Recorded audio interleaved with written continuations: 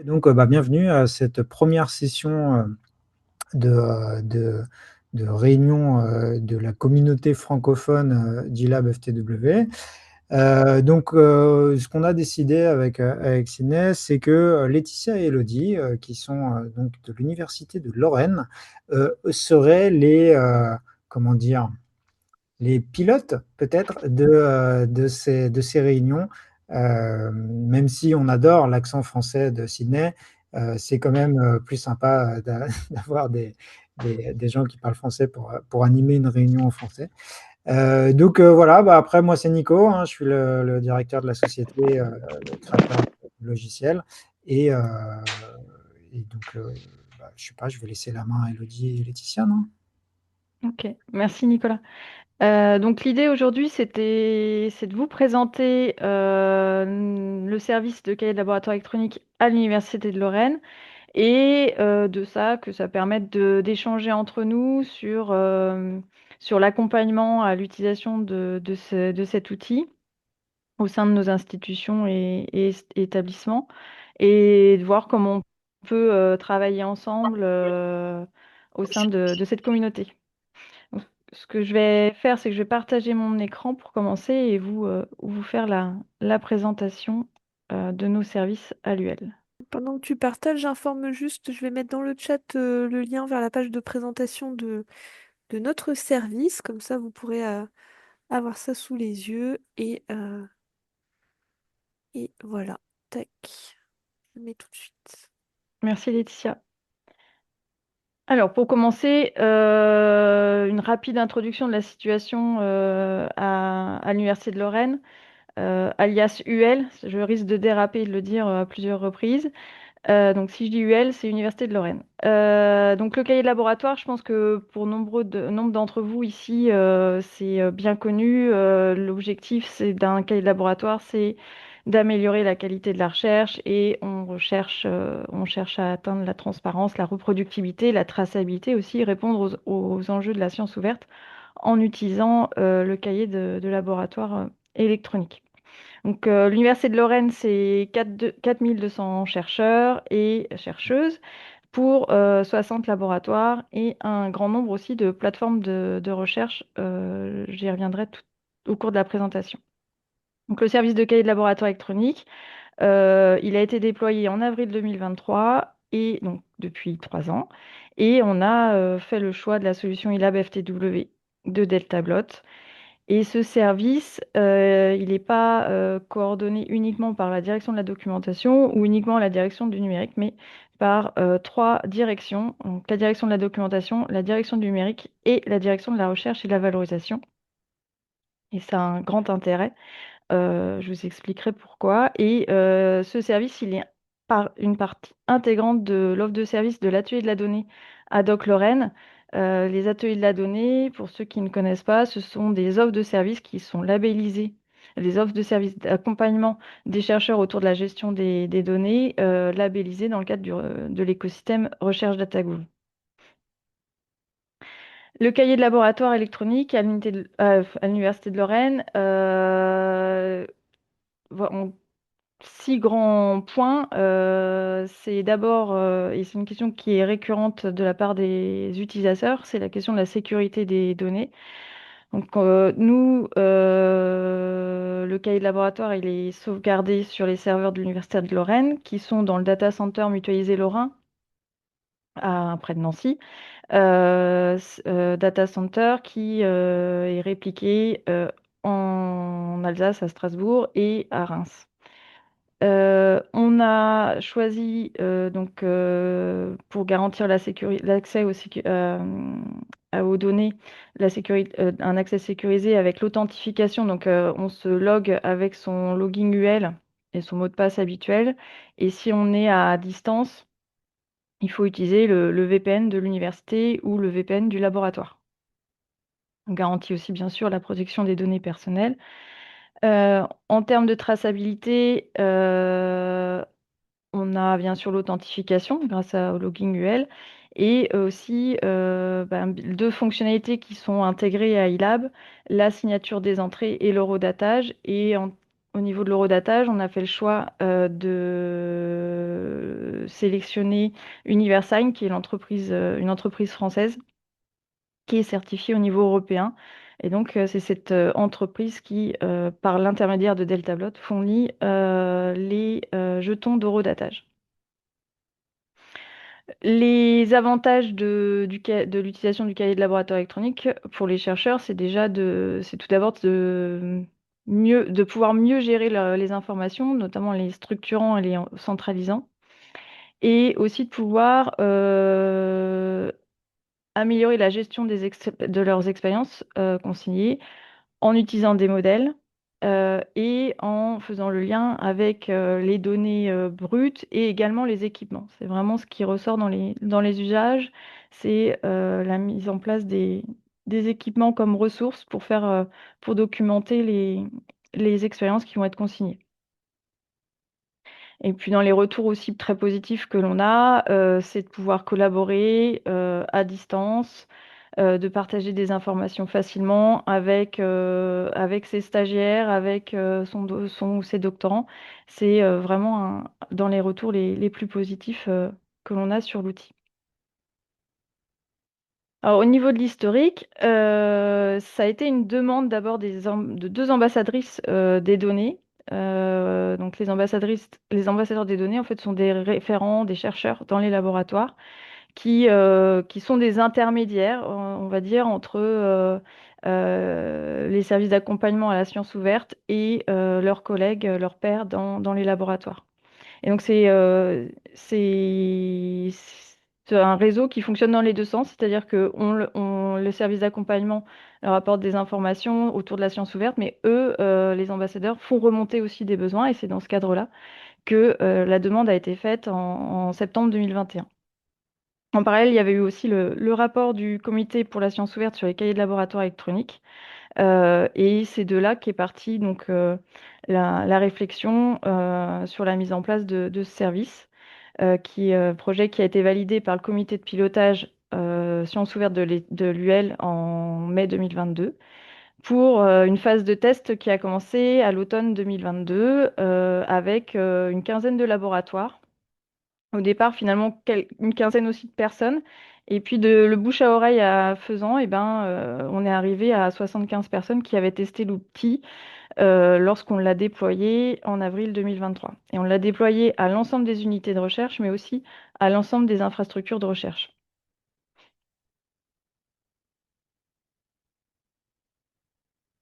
En termes de gestion du service, au quotidien, c'est la direction de la documentation qui gère le service, donc plutôt la mission d'appui à la recherche dont je fais partie, et également, et donc Laetitia aussi fait partie, et on est appuyé par deux collègues de la direction du numérique pour la maintenance de l'outil, les montées en version, l'assistance aux utilisateurs pour certains aspects un peu plus techniques. On collabore aussi avec la sous-direction valorisation innovation de la direction de la recherche et de la valorisation pour tout ce qui est questions juridiques, propriété intellectuelle. On a beaucoup collaboré avec cette sous-direction au moment du déploiement pour les questions d'horodatage, du choix de l'entreprise, euh, etc. Bien sûr, avec le DPO pour le respect de la protection des données personnelles. Également avec le RSSI pour la sécurité des données, notamment les connexions pour les accès pour certains sites de l'Université de Lorraine. Euh, et puis avec Nicolas Carpi et l'équipe Deltablot depuis le début avec le financement du support ProGold et enfin, souvent on nous demande le coût et donc ce support contient aussi le coût des jetons d'horodatage. Ah, Nicolas, tu veux... Ouais, ouais, Oui. Elodie, ouais, j'avais une question par rapport à. Ouais, déjà, juste un petit commentaire. Si on te demande le prix, réponds pas. Demande-leur, dis-leur de nous contacter, on leur fera un devis. Pour information, ce prix-là est un prix, comment dire, grandfather, c'est-à-dire qu'aujourd'hui, on fait plus ce prix-là, mais comme on est sympa, on continue à faire nos vieux prix pour les gens qui avaient le support avant. Question, est-ce que vous faites de l'horodatage récurrent automatique? Non, pas du tout. Et on en D'accord. redate très très peu chez nous. D'accord et parce que ça, Euh, c'est justement un sujet, je pense, à discuter avec la direction valorisation innovation, de dire alors c'est le choix qui a été fait, au CNRS de faire un horodatage tous les mois, de tout ce qui a mm, été modifié dans le mois et donc voilà, c'est une question qui peut se poser en effet de d'automatiser ce truc-là et un autre point aussi sur l'horodatage, on est en train de changer de prestataire d'horodatage, ce qui nous permettra, donc toujours sur un prestataire français EIDAS, hein, qui nous permettra peut-être de vous proposer à l'avenir, beaucoup plus de jetons pour le même prix. ok. Donc ça pourrait être aussi très intéressant de se dire: «Bah, maintenant qu'on n'est plus trop limité par le nombre de jetons, faisons un horodatage automatique». Voilà, donc ça peut être des pistes de réflexion pour le Ah, futur. c'est intéressant ça. Oui. Ouais, parce Et c'est qu'on... vrai que nous, on a laissé le libre choix aux utilisateurs d'horodater ou non leurs expériences, en leur conseillant, en leur recommandant l'horodatage, notamment si c'est des expériences, on va dire, qui sont abouties pour eux, qui sont faites dans le cadre de contrats publics-privés, enfin voilà. Mais dans les faits, les utilisateurs se sont pas du tout emparés de cette fonctionnalité. Moi, ce que j'ai pu observer, Malgré enfin, on fait de la publicité, on leur recommande de le faire, hein, donc voilà, c'est pas une fonctionnalité qui est recherchée, en tout cas. c'est qu'il y avait des équipes qui étaient très, enfin, en tout cas, le ou la chef d'équipe, en l'occurrence, là, c'était la chef d'équipe qui était très sensibilisée aux questions et aux problématiques de brevets Mm, et qui donc disait à tout le monde, non, non, voilà, tu timestampes et donc toutes leurs expériences étaient timestampées, quoi, tout à fait. Et l'équipe d'à côté, pas du tout, parce que vraiment, mm. ils n'étaient pas du tout sur ces sujets-là, quoi. Ok. Alors, je vois que dans le chat aussi, il y a des discussions. Pour le CNRS, c'est gratuit, c'est-à-dire c'est gratuit pour le laboratoire, mais le CNRS paye pour un. Et peut-être, Jean-Serge, je ne sais pas si votre question portait sur l'horodatage en lui-même, mais donc pareil, hein, il y a un coût par jeton. Et pour la petite histoire, avec la DRV, on avait fait la comparaison au coût cahier de laboratoire papier, coût d'un jeton, et ça revient au même prix. Enfin, avec ce prix-là, hein, bien sûr, mais ça revenait à la même chose. Donc, comment on est structuré à l'Université de Lorraine, on a une instance de test.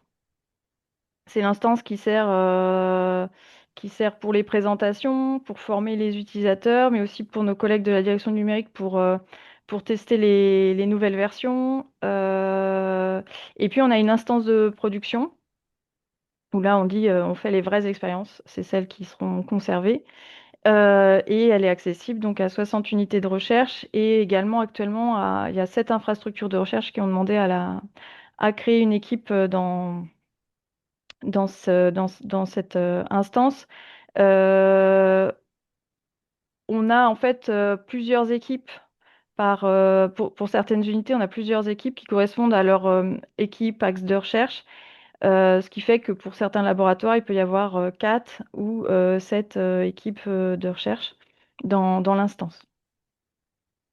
Et puis, on a un réseau de 51 administrateurs et administratrices d'équipe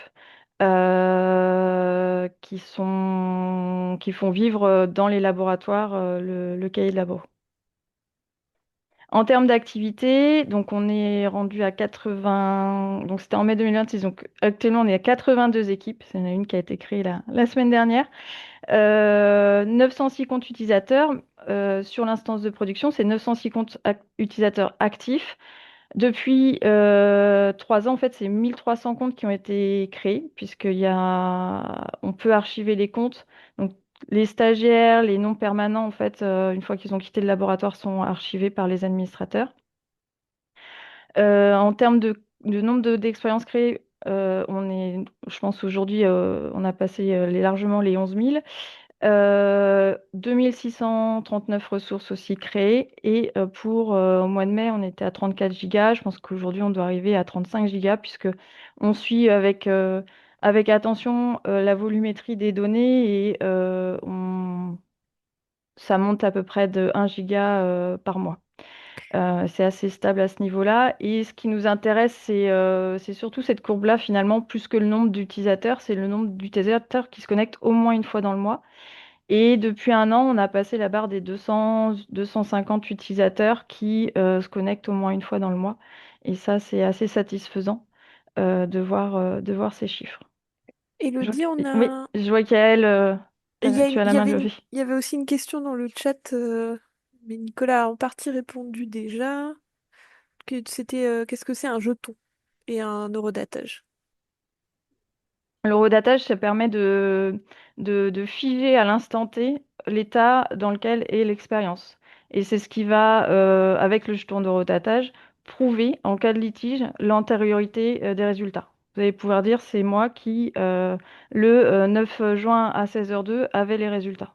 Et pas mon adversaire, entre guillemets, qui lui les avait à 16h03. Euh, Yael? Ouais, une petite question, bonjour Elodie. Juste sur les utilisateurs actifs, en fait, comment tu définis un utilisateur actif? Parce que je me suis posé la question récemment aussi pour moi. Ah, alors au début, actif, c'était ceux qui se connectaient. Et en fait, ça a évolué avec quand on a pu archiver les comptes. Donc actif, c'est un compte qui est créé et qui n'est pas archivé. Ok, Voilà, merci. voilà, c'est les trois états enfin compte créé, compte actif, compte archivé. Ok. Elodie, je peux rebondir? Oui. Euh, j'ai eu dans le chat là un jeton, c'est une action de redatage. Mais si on fait une manip et qu'on modifie ou qu'on ajoute des choses, est-ce que ça consomme un jeton ou pas? Il va falloir horodater. En fait, on peut horodater enfin, le nombre de fois qu'on veut une expérience. Donc oui, il faut, dès qu'il y a une enfin, s'il y a des modifications après, c'est possible de revenir horodater. Ce nouvel horodatage va prendre en compte les modifications. Bah, par contre, juste si vous êtes en train de travailler sur votre expérience, vous la modifiez autant que de fois que vous voulez, ça consomme rien du tout. C'est vraiment juste l'action d'horodatage qui va utiliser des jetons. Oui. C'est pas enfin, modifier l'expérience, ça. Voilà. Et Sinon, d'ailleurs, c'est un enregistrement automatique, enfin, informatique classique où on sait date et heure ce qui a été modifié. Donc, dans eLab, il y a une partie journal de modification. Vous pouvez voir qui a fait quoi sur l'expérience, à la date enfin, date et heure près.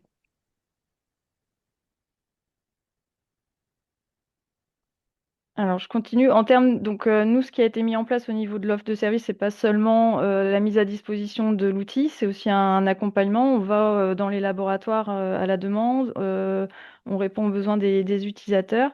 Donc, on a mis en place, on a produit de la documentation qui est accessible à tous sur le site Sciences Ouvertes à l'Université de Lorraine. Il y a également des ateliers de formation régulièrement. Et puis, on a un canal d'assistance. Ça, on a été obligé de le mettre en place pour répondre aux besoins des utilisateurs.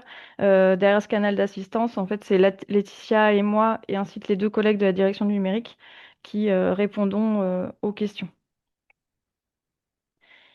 En 2024, on a aussi mené une enquête pour évaluer les besoins des chercheurs et des chercheuses, donc en ciblant des équipes, des unités de recherche qui étaient assez avancées dans l'utilisation du cahier au bout d'un an, en fait, après le déploiement, et puis qui avaient le projet de vraiment se lancer et d'abandonner le cahier papier. Et donc, on a rédigé un rapport d'enquête que je vous invite à aller consulter, euh, dans lequel on a analysé les usages de l'outil et on a essayé d'évaluer si ce qu'on proposait aux utilisateurs répondait à leurs besoins.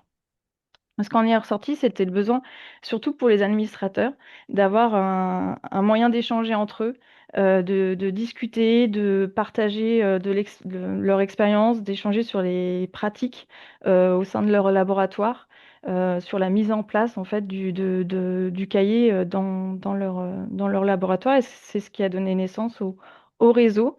qui existe depuis et qui se réunit 2 fois par an euh, pour échanger. Et puis pour nous, c'est vraiment enfin, un essentiel pour le service parce qu'ils nous permettent d'avoir des intermédiaires dans les laboratoires auprès des utilisateurs.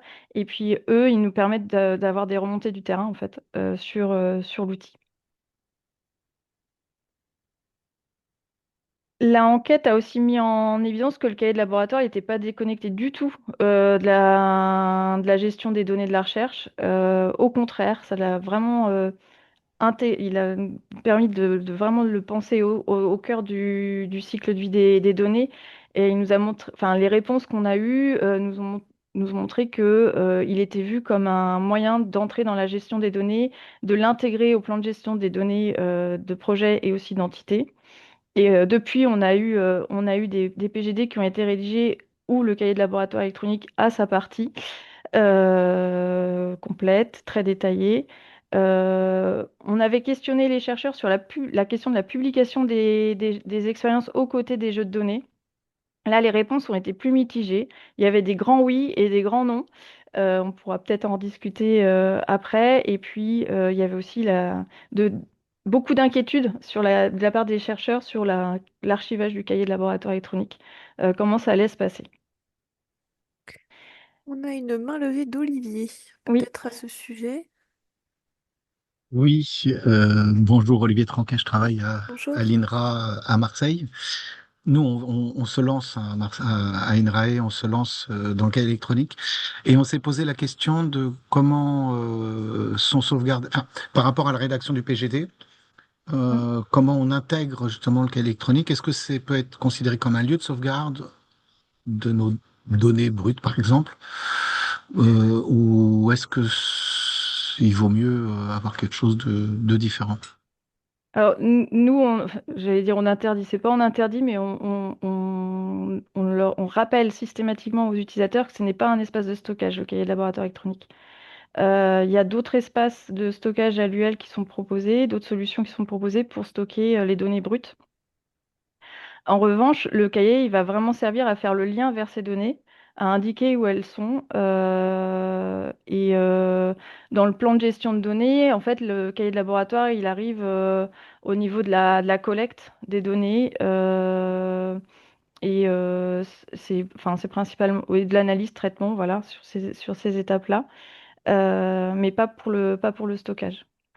Je, Bien, je vais, merci. je vais mettre dans le chat juste le lien vers On a plusieurs services de stockage en fonction de la volumétrie, mais là j'ai mis le lien vers le stockage qui existe pour le travail collaboratif qu'est un Nextcloud. Et bah, par exemple, on va encourager les utilisateurs à plutôt faire des liens vers des données qui seraient dans Nextcloud plutôt que dans le cahier.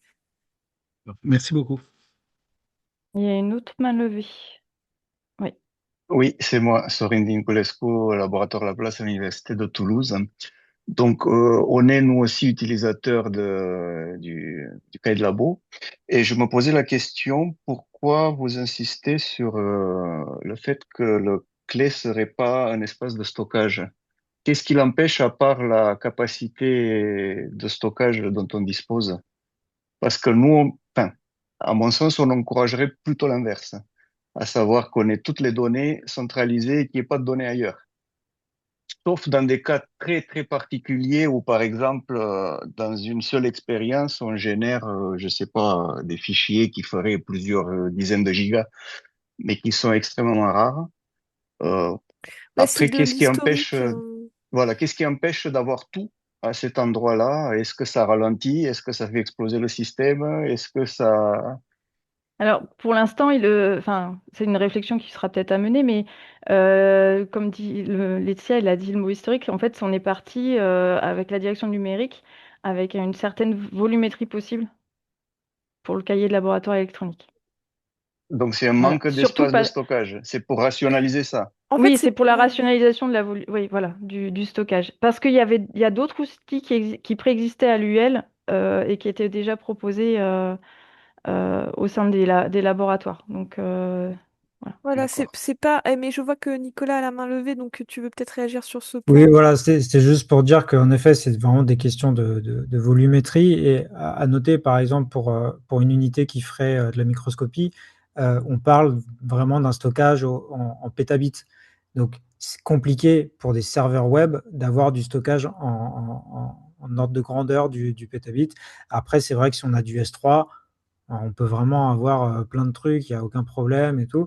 Donc voilà, tu peux tout stocker, mais c'est sûr que si une manip fait 200 gigas, moi j'ai été dans des labos où c'était le cas, bah, ça devient compliqué en fait d'aller uploader tes fichiers avec le serveur web via Firefox, ton million de fichiers TIFF. Voilà, c'est aussi un peu des questions opérationnelles c'est pas conçu comme un truc de upload de milliards de fichiers, quoi. Mm. Mais sinon, concrètement, il n'y a pas de gros problèmes à héberger beaucoup de données dessus. Et dans les faits, en fait, on se rend compte là que les utilisateurs, ils sont assez raisonnables. Et parce que je vous l'ai dit, on arrive à 35 gigas de données. Et pourtant, ils se restreignent pas. Ils mettent il y a des fichiers qui sont attachés avec les expériences. Voilà. C'est c'est quand même. Il y a pas d'interdiction voilà, d'ajouter des Mm. fichiers. Mais Alors, je dois m'absenter 5 petites minutes, hein. J'avais prévenu, je laisse pas Elodie en plan comme ça. Je, je reviens tout de suite. il y a une autre main levée que je vois. Oui, bonjour. Belkacem Ouattezaghin de l'école des mines d'Alès. Nous, on n'a pas encore déployé le système, mais on espère le déployer dans les prochains mois ou la prochaine année. Et la question, c'est par rapport à l'horodatage, si on a énormément de données, est-ce que ça prend beaucoup de temps ou c'est pas une question de quantité de données placées dans une expérience qui va faire la durée? Alors ouais, bah, Ah, je vais peut-être répondre sur ce oui, point. Donc, si tu veux. au moment de l'horodatage, on fait un export JSON de toute l'entrée. Cet export JSON, donc c'est très rapide à faire. Et ça, on en fait une somme cryptographique. Donc là encore, une action très rapide à faire. Ensuite, on envoie une requête au serveur d'horodatage qui nous renvoie une réponse. Donc là, on parle de 200 millisecondes, 300 millisecondes max par expérience. Donc, on peut horodater 1000 expériences tous les jours. Ça va prendre 30 secondes max. Donc, il n'y a aucun souci de ce point de vue-là. Et en effet, même si l'expérience, elle pèse, entre guillemets, 200 gigas, c'est pas un problème non plus parce qu'on ne va pas rehacher les fichiers. On va réutiliser le hash directement des fichiers. Donc, bref, en gros, c'est rapide. Ça prend pas beaucoup de temps. Merci. Alors, dans les points qui étaient ressortis aussi de cette enquête, c'était surtout si on veut intégrer le cahier dans toute la question de la gestion des données de la recherche, c'était le besoin d'améliorer les métadonnées dans l'outil. Et ça, c'était des demandes des utilisateurs. C'était d'avoir la possibilité d'intégrer des vocabulaires de métadonnées aux expériences plus facilement. Et puis d'ajouter, alors ça c'était une demande que nous on a faite récemment à Aldel Tablot, d'ajouter des informations sur les utilisateurs en termes d'affiliation et aussi pour les équipes en termes de rattachement institutionnel. Et donc ça c'est prévu maintenant. On a fait une demande concertée de la part des trois directions pour un développement de la part des tablettes sur ces métadonnées d'utilisateurs et d'équipe. Et d'ailleurs, je peux mentionner le fait que j'ai fait déjà la possibilité donc, de définir au niveau de l'IDP, donc de fournisseur d'identité, un attribut qu'on pourrait mapper sur le Orc ID. Donc, je crois que c'est edu person Orc ID, un truc comme ça. Enfin, on peut le mapper donc, sur l'utilisateur. Ce qui fait que les gens, quand ils s'authentifient, hop, ils sont automatiquement associés à leur Orc ID si bien sûr vous avez l'information dans votre annuaire interne. Donc ça, déjà, c'est intéressant. Et aussi sur le ROR, là, j'ai commencé à le mettre en place. Et donc, c'est la possibilité de définir au niveau de chaque équipe les, donc, les liens vers un Research Organization Registry, donc vers voilà, Institut machin, Université de Lorraine, aussi INSERM, aussi INRAE, voilà, tout ça, pouvoir définir tout ça.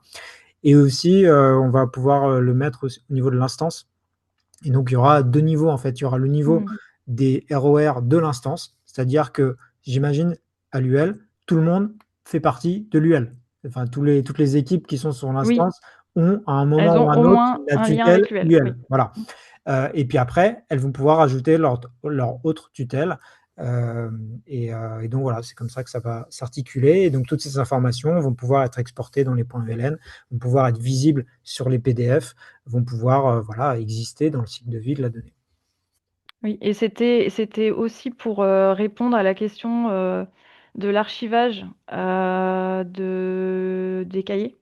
Parce que ces métadonnées manquaient et pour le suivi des équipes, notamment, nous, comme on est une seule et grande instance pour tout le monde, là, pour le suivi des équipes, on sait que les équipes ne sont pas éternelles, les laboratoires non plus. Et donc, pour améliorer ce suivi, eh ben, on a ressenti le besoin d'avoir voilà, ces métadonnées qui soient ajoutées. Et donc, et là, ça nous a aussi demandé de travailler avec les collègues archivistes de l'université, qui sont aussi, en fait, ça a été facilité aussi parce que les archivistes font partie de l'atelier de la donnée. Et donc là, c'est un travail avec la direction de la recherche et de la valorisation, dont on a aussi un représentant dans l'atelier de la donnée, et du service des archives de l'université. Et donc, j'arrive à la conclusion de ma présentation. Et je viens de le dire, hein, enfin, le service de cahier de laboratoire électronique demande, enfin, exige même de collaborer entre les différentes directions. Aussi de former et d'assister les utilisateurs. On a quand même beaucoup de demandes d'assistance tout au long de l'année pour des questions diverses et variées. Et puis, ça nous a demandé, et ça nous demande toujours, d'animer ce réseau d'administrateurs d'équipe qui ont besoin de notre soutien pour la mise en œuvre, la mise en œuvre du cahier au sein des labos. Merci à tous. Et puis, je pense qu'on va pouvoir passer à la vraie discussion maintenant. Merci, Elodie. J'ai vu une question de Jean-Serge.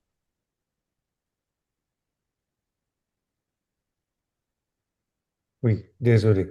En fait, je fais partie d'un laboratoire de chimie bio et j'ai proposé à la direction de travailler sur iLab.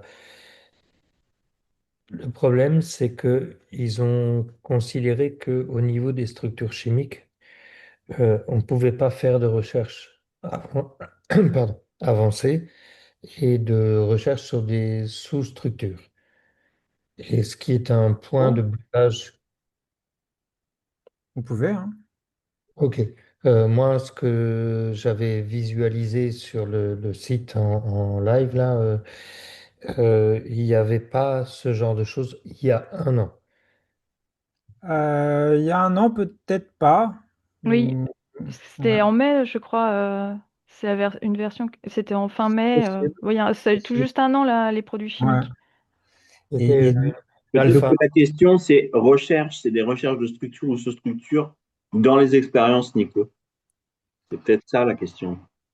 Mais il y a également la question d'être connecté avec des CAS. Alors pour ceux qui sont chimistes, Ouais, c'est évident, c'est là, mais ça existe, hein. ok. On peut faire, par Ah, exemple, peut-être le mieux, c'est que je vous montre, en fait, tout simplement. oui, Voilà. allez-y. Alors,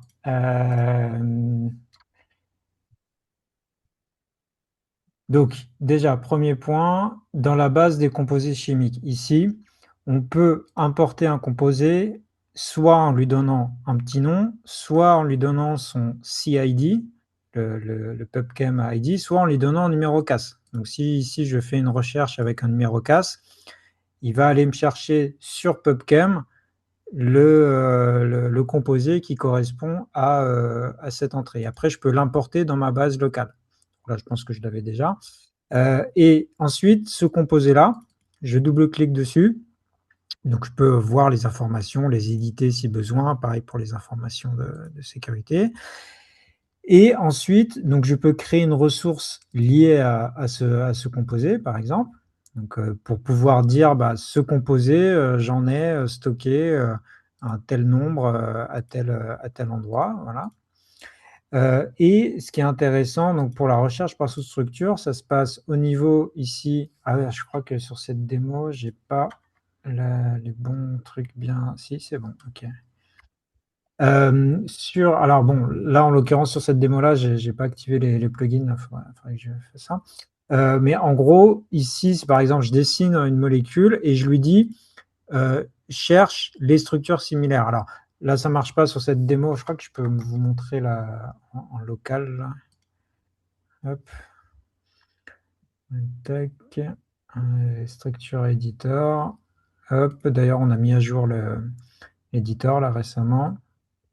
Et donc, il va me dire, voilà, dans ta base de composés, il y a le 2-chloro-N-4-chlorophényl 5,3-oxo 1,2,4-ésone 4-il sulfonyl 4-sulfonyl-bésamide.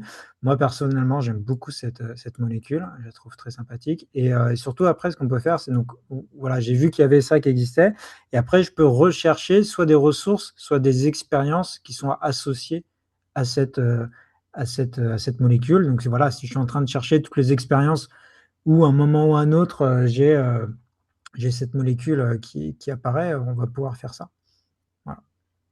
Et on peut cliquer Exact Structure pour faire des recherches plus exactes. Donc voilà pour les aspects chimie. Alors dans les modifications qu'on a en projet de faire à assez court terme, c'est la possibilité donc d'ajouter un composé. Donc par exemple là, je peux ajouter un composé directement, mais il faudrait que je puisse le marquer comme étant privé. Donc ça va être utile notamment pour les équipes qui créent des nouveaux composés et ne souhaitent pas qu'elles soient visibles à tous les membres de l'instance. Donc pour le moment, cette base de composés, elle est publique pour tout le monde. Tout le monde peut voir les trucs. Par contre, on peut, quand on crée une ressource associée à un composé, on va pouvoir gérer les droits de manière plus fine en disant, voilà, il n'y a que mon équipe qui a le droit de voir que j'ai 4 litres de caféine sous le bureau. Et donc voilà, ça va faire partie des prochaines évolutions orientées chimie, d'avoir la possibilité d'ajouter quelque chose en privé, et puis peut-être aussi améliorer cette interface de recherche par sous-structure et de comment les résultats sont affichés, notamment par exemple ici, plutôt que d'afficher les composés, peut-être afficher directement les ressources ou les expériences qui sont liées. Voilà, on va voir ce qu'il est possible de faire. Ouais, c'est exactement ce que je voulais savoir. Mais en plus, est-ce qu'on peut gérer les stocks? Oui, donc ça, c'est le module d'inventaire qui est aussi disponible dans le menu outils. Il y a inventaire, et donc on définit des lieux, et ensuite, sur les ressources ou même les expériences, on peut définir des conteneurs. Un conteneur, c'est un lieu, enfin, c'est une quantité dans un lieu. Et d'ailleurs, dans la nouvelle version, on a eu des contributions externes, notamment par rapport à l'inventaire, pour pouvoir plus facilement modifier de place des choses, envoyer quelque chose quelque part. D'ailleurs, peut-être pas, je vais vous montrer aussi. Je pense que là, ça va être sur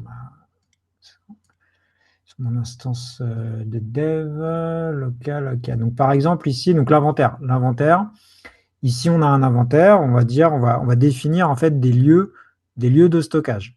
Et ensuite, sur ma ressource, donc je vais regarder, j'ai quoi? J'ai de l'acide nitrique, voilà. Donc cet acide nitrique, j'ai déjà défini pas mal de choses. Alors, je vais prendre un truc un peu plus vide pour vous montrer.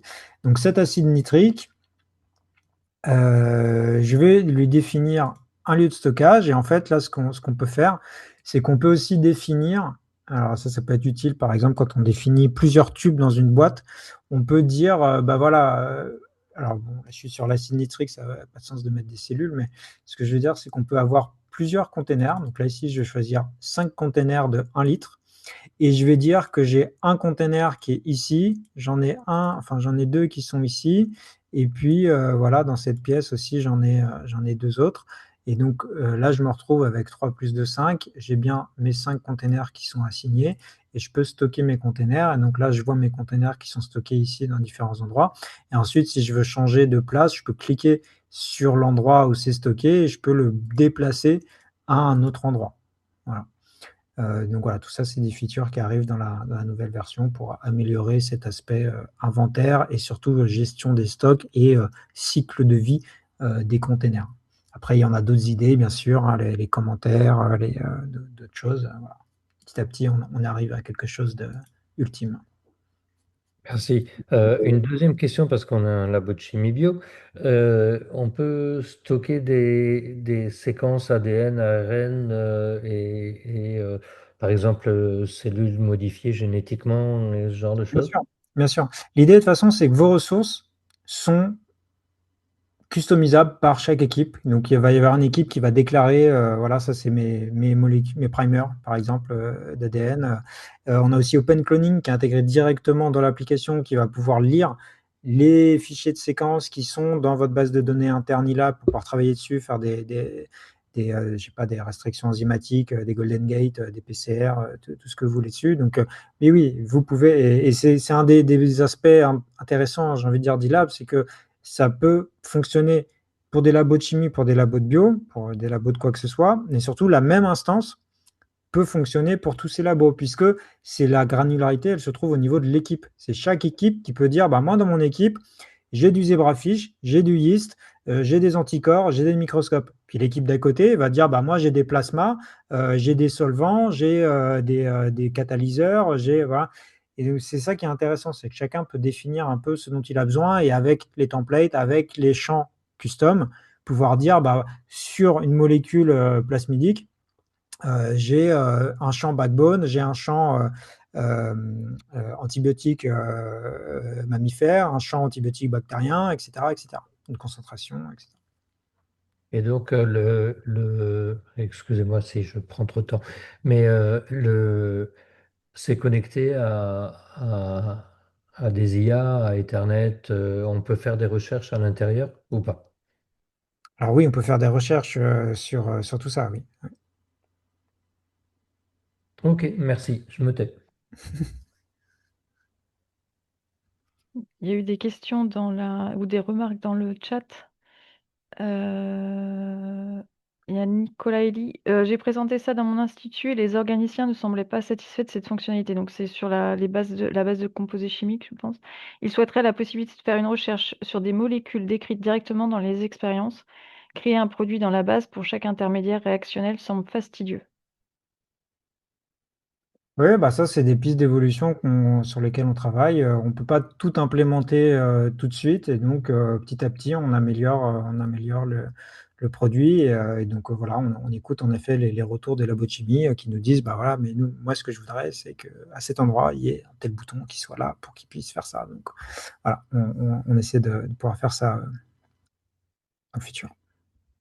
Alors, il y a Emmanuel Salomon qui demandait concernant le partage d'expérience entre équipes, un utilisateur doit-il obligatoirement être membre de l'équipe concernée, par exemple dans le cas des plateformes, ou faut-il créer la personne en tant qu'utilisateur de l'équipe? Et Malcolm et moi, on a répondu. Nous, à l'UL, comme on accueille les plateformes aussi, ça arrive fréquemment que le responsable de la plateforme, il soit aussi dans l'équipe de son laboratoire. Et donc, dans ce cas-là, eh bien, son compte est rattaché aux deux équipes. Mais aussi, l'intérêt d'avoir une seule instance pour nous, c'est la possibilité pour certains utilisateurs d'être dans leur équipe de laboratoire, mais dans le cadre d'un projet de recherche porté par un autre laboratoire, d'être dans le groupe de ce projet de recherche rattaché, enfin, qui est présent dans une autre équipe. Et ça arrive assez fréquemment.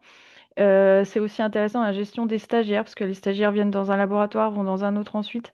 Et donc, ils ont un seul compte, mais le compte va être archivé dans une équipe et puis après exister dans une autre, enfin, être attaché à une autre équipe lors du stage suivant.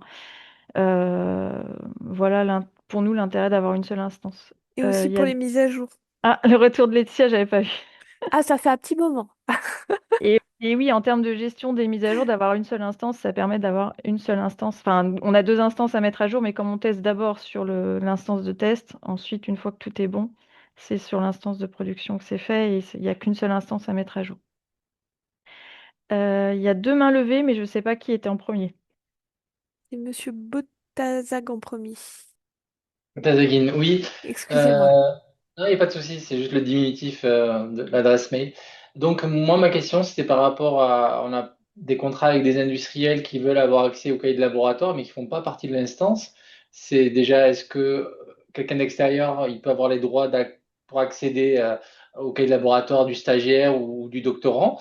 Et à la fin, on peut avoir des livrables qui peuvent être le cahier de laboratoire, c'est-à-dire, est-ce qu'on peut exporter une espèce de, enfin, voilà, de bilan de ce qui a été fait en version PDF ou autre pour pouvoir le livrer à l'industriel.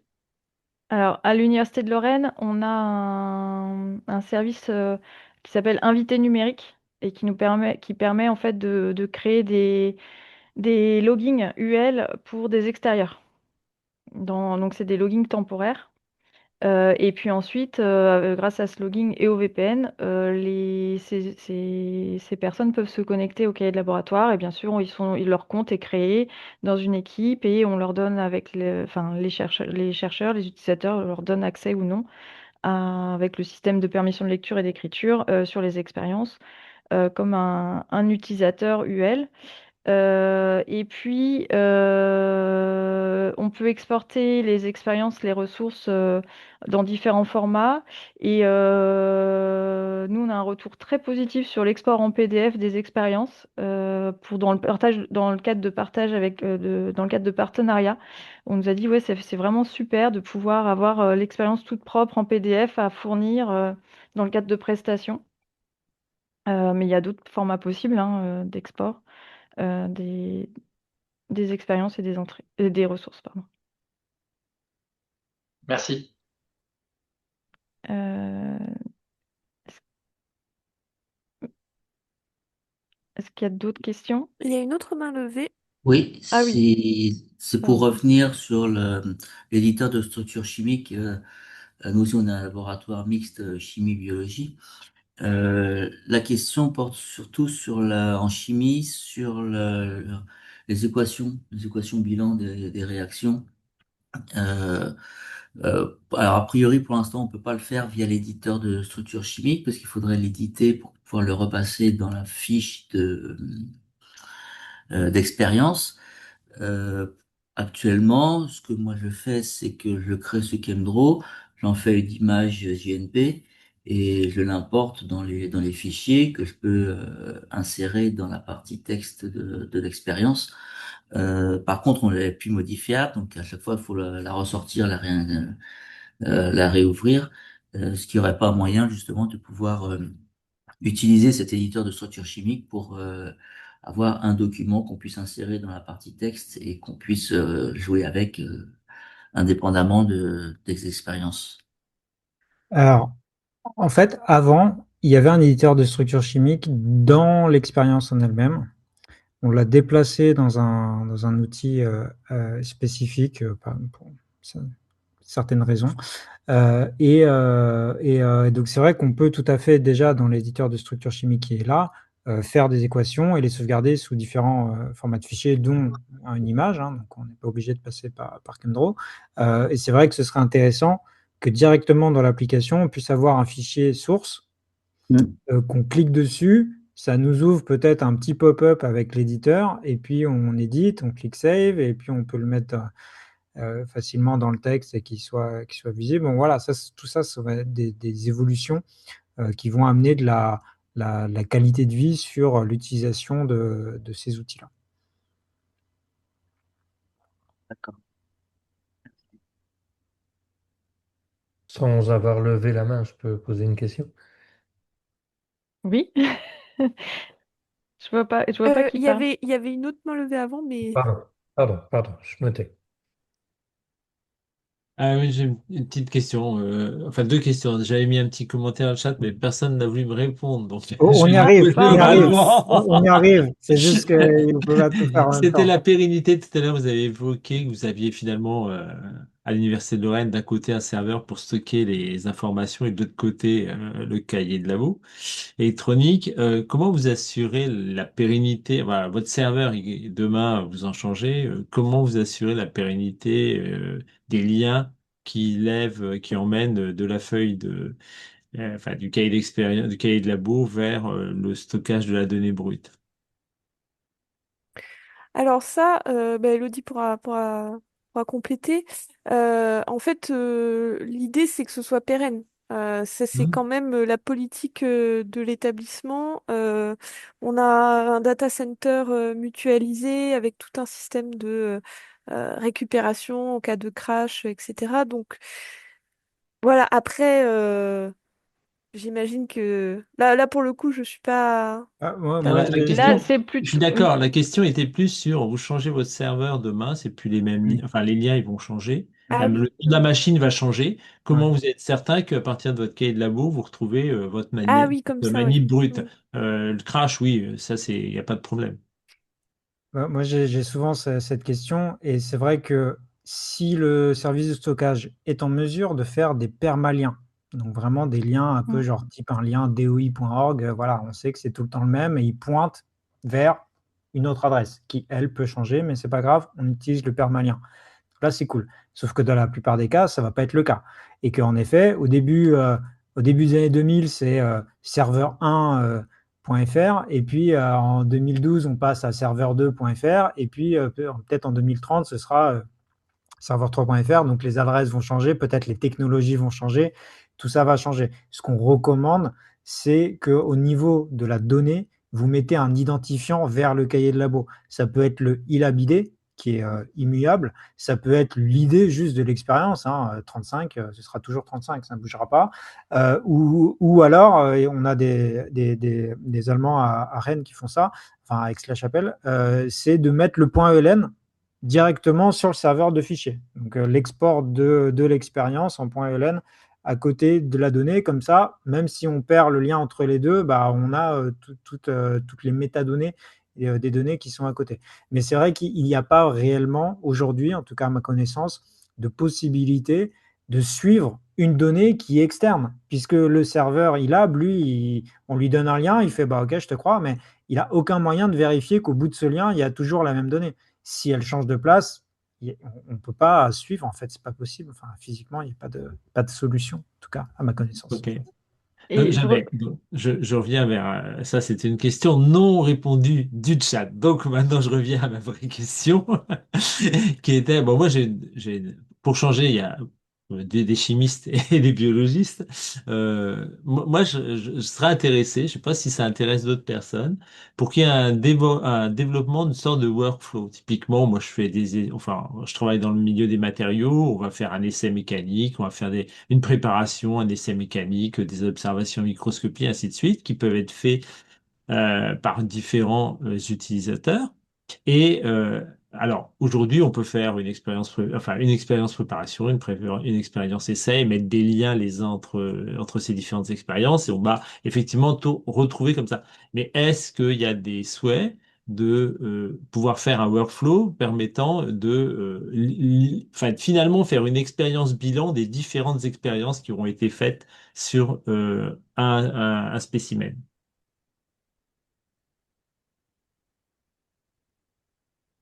Je vais répondre aussi. Ouais, bah, sur les workflows, il y a une idée qu'on a en tête là d'implémenter un parent-enfant, donc la possibilité de dire bah, ces 5 expériences-là sont en fait les enfants de cette expérience-là. Donc ça permettra, je pense aussi, de faciliter pas mal de choses en disant, bah voilà, j'ai une grosse analyse qui va contenir plein de sous-petites expériences que je vais toutes ranger dans cette grosse analyse. Donc ça, je pense que ça peut être intéressant.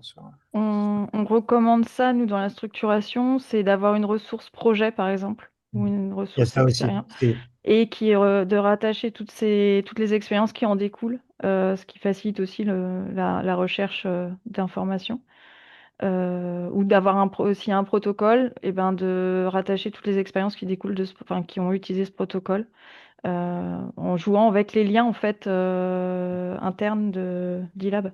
Moi, D'ailleurs, c'est ce que je fais. Aujourd'hui, c'est ce que je fais. Ouais. Je fais une expérience qui est la mm. compilation des Oui, expériences, en fait. ouais. Mais ça passe par les liens et ça veut dire qu'on n'a pas de visibilité globale de tout ce qui a été fait, en fait. À chaque fois, on a une expérience, on va vers une expérience, on n'a pas de visibilité globale. Et ce qui pourrait être intéressant, c'est effectivement d'avoir une fiche, on va dire une expérience qui compile l'ensemble des expériences ayant été faites sur Ça, vous l'avez, hein. un C'est-à-dire spécifique. que quand vous faites le lien vers, par exemple, une ressource type projet, vous allez sur la fiche du projet. En bas, il y a toutes les expériences qui pointent vers ce projet. Donc, elles sont Oui, déjà là. tout Et à il y a fait. même un lien pour cliquer dessus, afficher ça dans la liste Ouais. et faire un PDF de tout ça d'un coup. Et donc, vous vous retrouvez avec un seul PDF qui va contenir toutes les expériences à la suite, les unes des autres, qui sont en relation avec ce projet. Mhm. Ok, merci. Alors, juste avant qu'on prenne les deux autres mains levées qui sont là, je vais speed answer les 3 4 questions qu'il y a dans le chat. Mm. Comment connaître l'espace qu'on utilise sur eLab? Le sysadmin a accès à cette information. Vous, en tant qu'utilisateur, vous n'avez pas accès à cette information, mais je me dis qu'on pourrait tout à fait l'ajouter dans le profil. Il y a un endroit où vous avez toutes vos pièces jointes. On pourrait très bien mettre la somme de toutes les pièces jointes que vous avez. Ce serait intéressant. Mousse, tu notes les idées? Sur les instances cloud CNRS, quelle est la volumétrie? Ça a été répondu par Yael, hein, c'est adapté à la table de l'équipe. C'est bon, en fait, il n'y a pas d'autres questions. J'en ai pas encore. Au revoir, tout Il y ça. en a à la fin sur l'export PDF. Nous aimerions générer un PDF avec uniquement certains champs. Et pour une expérience, nous voyons un intérêt à modifier l'ordre des champs. Est-ce que vous envisagez d'implémenter ce genre de choses? Alors, l'ordre des champs, vous pouvez le modifier en déplaçant le champ, hein. Il y a un petit bouton, vous pouvez cliquer dessus et maintenir la souris appuyée et le changer de place. Donc, si c'est de ça dont on parle. Et la Ou deuxième alors, question. si on parle peut-être des champs date, tag, texte principal, pièce jointe, voilà, si c'est cet ordre-là, ça pour l'instant, on ne pouvait pas le changer. Et après, nous utilisons une base de données de produits chimiques externes. Je cherche un moyen de l'apporter, mais il n'y a pas de possibilité d'importer un CSV pour l'onglet composé. Alors si, alors je vais vous donner la documentation. Et en fait, c'est en effet, c'est pas via l'interface web. Ça se passe via la ligne de commande. Mais vous pouvez tout à fait importer un CSV sur les composés. Je vais mettre le lien dans le chat.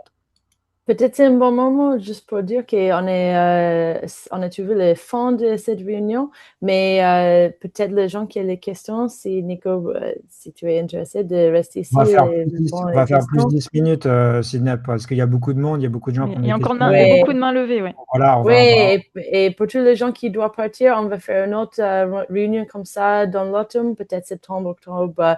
Et si vous êtes intéressé de faire ça, il y a un lien pour le newsletter et je vais mettre dans le chat. C'est bon, on peut continuer. Il y a une question de Malcolm. À l'UL, y a-t-il un dialogue avec les unités qui utiliseraient une autre instance que la vôtre? En fait, on n'a pas connaissance, à part les laboratoires INSERM qui utilisent LabGuru, on n'a pas connaissance, enfin, il n'y a aucun laboratoire qui est venu vers nous en disant on utilise une autre instance. Sachant que les laboratoires, on va dire, dans des disciplines vraiment qui avaient le besoin d'utiliser un cahier de laboratoire électronique, qui sont couverts et ils l'utilisent. Donc, je pense voilà, il n'y a pas d'autres instances à notre connaissance utilisées. Ok. Non, c'est parce que nous, Malcolm Saunders gère l'instance de l'Université de Montpellier. Et en gros, sur le périmètre de l'Université de Montpellier, en fait, il y a le CNRS, il y a l'IRD, il y a l'INRAE bientôt qui déploie Mm. pour leurs unités. Et en fait, dans notre atelier de la donnée, on a un GT en fait, qui dialogue autour de ces questions-là, à savoir les bonnes pratiques, qu'elles soient un peu en commun sur notre périmètre et que je me demandais si c'était pareil à l'UM ou à l'UL ou pas. Mais... Bah non, parce qu'en fait, on a déployé en premier. Et du coup, tout le Il n'y monde avait pas, est... oui, voilà, quand on Ouais. a déployé, il n'y avait pas encore l'offre CNRS. Puis INRAE, ça va bientôt arriver. Donc, les laboratoires qui avaient besoin, voilà, ils sont allés sur notre instance. Ok, merci.